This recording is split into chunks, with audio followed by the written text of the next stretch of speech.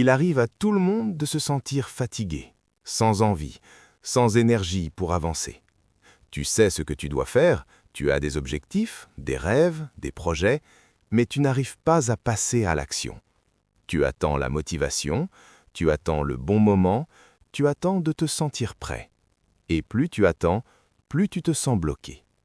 La vérité, c'est que le manque de motivation ne veut pas dire que tu es faible. Cela veut souvent dire que ton esprit est fatigué, perdu ou surchargé.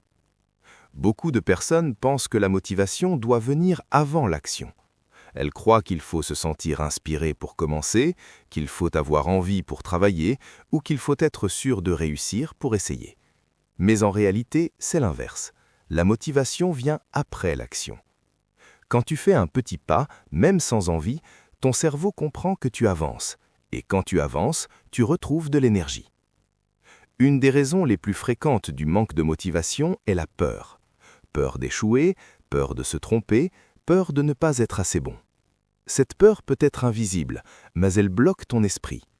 Tu préfères ne rien faire plutôt que de risquer de te sentir incapable. Pourtant, chaque personne qui réussit a connu le doute. La différence, c'est qu'elle a décidé d'agir malgré la peur.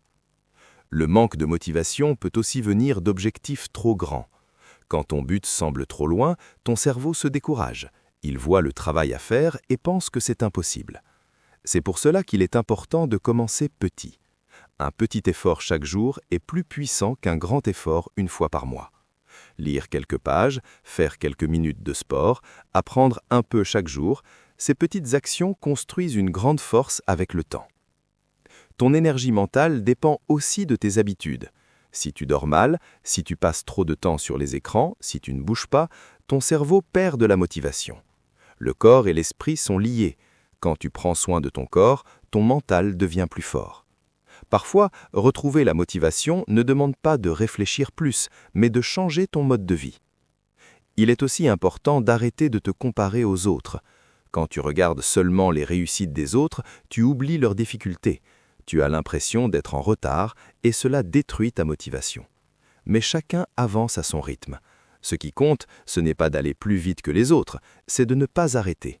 Même un petit progrès est une victoire. Souviens-toi que la motivation n'est pas quelque chose que tu attends, c'est quelque chose que tu crées. Chaque action, chaque effort, chaque décision de continuer renforce ton mental.